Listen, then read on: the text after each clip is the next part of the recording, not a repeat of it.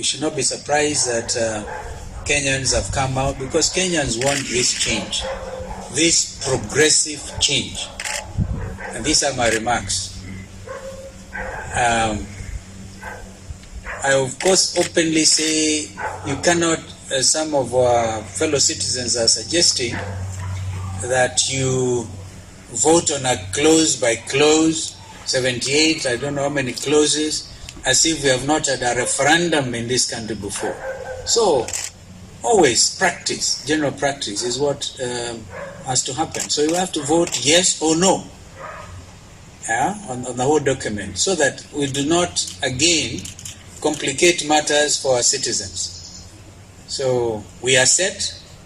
As I said, this ship has literally left the harbor, and we want Kenyans to know the moment for change is here. It goes beyond, I keep on repeating, this referendum is not about individuals. In fact, BBI has left the hands of President Uhuru Kenyatta and the former Prime Minister Raila. And therefore it's not a contest between any Kenyan.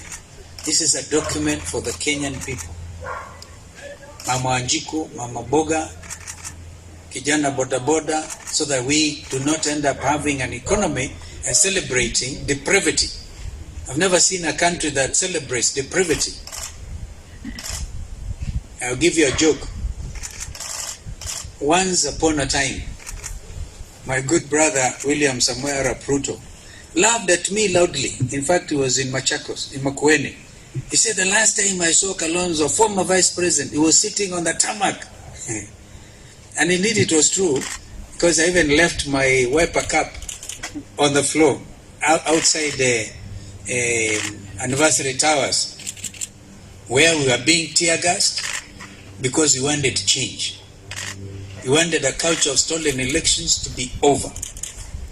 And we wanted that time the CEO of IBC to go home. Indeed, he did go home.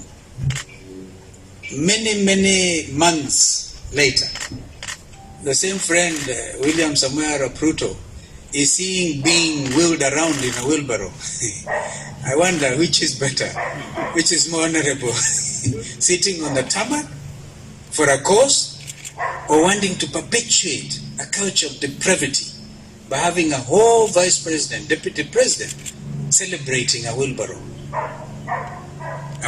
economy. That's where we are running from, so that those mamambogas will have beautiful sheds. And so this is, I disagree completely. Let us dispense with this matter, because the moment is now. Because if you confuse general election with a referendum, what actually are you trying to do to your country? It is a useful thought, but I disagree with it.